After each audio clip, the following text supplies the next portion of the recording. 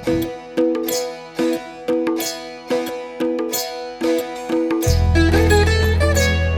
कृष्ण। आपण आज सर्वजण त्या जगन्नाथ रथयात्रा म्हणजे हरे कृष्ण रथयात्रा जे 28वी रथयात्रा आहे त्या रथयात्रामध्ये आपण सम्मिलित झालेलो आहोत। काल म्हणजे 24 तारखेला काल पूर्ण हा बेळगावच्या रस्त्यावरून प्रमुख रस्त्यावरून हा रथ जो आहे आपण ओढलेला आहोत।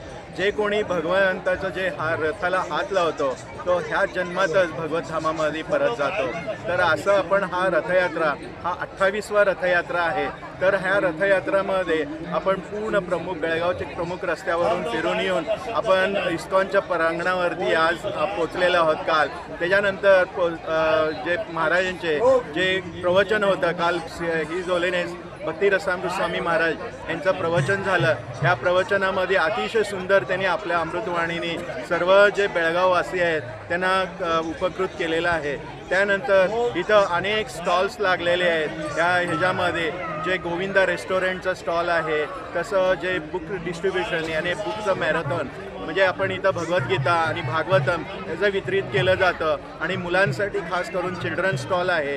तसेच आपलं गोसेवाचं स्टॉल आहे। तर गोसेवेमध्ये असं मानलेलं आहे जे कोणी व्यक्ती 12 वर्ष जे गाईचं जे सेवा करेल, जे आपल्या पत्नी आणि मुलांसारखं त्यांची सेवा करेल तो ह्या जन्मात वैकुंठधाम आणि गोलोकधाम ह्याची प्राप्ती त्याला होतं।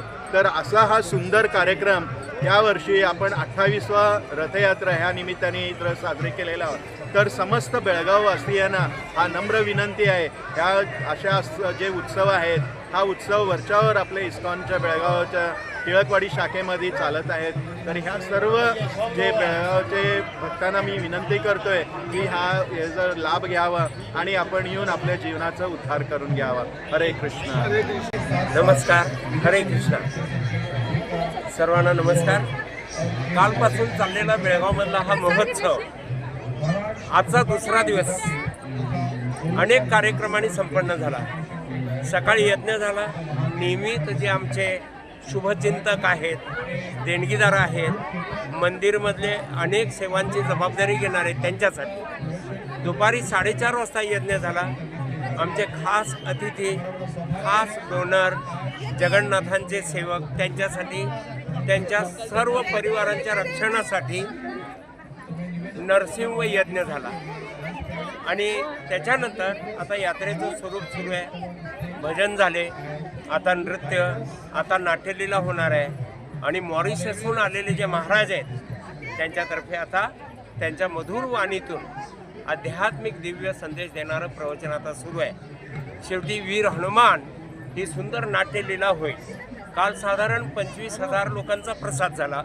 आज साधारण 40,000 लोकांच्या प्रसादाची अपेक्षा आहे। एवढ्या लोकांची व्हिजिट होईल, या ठिकाणी भेट होईल अशी अपेक्षा आहे। आपण सर्वांनी यावं, येत राहावं आणि या शुक्रवार पेठमधील श्री श्री राधा गोकुलानंद मंदिरमध्ये सर्वांनी येऊन आपली आध्यात्मिक उन्नती करावी आणि याचा आध्यात्मिक लाभ घ्यावा अशी सर्वांना विनंती।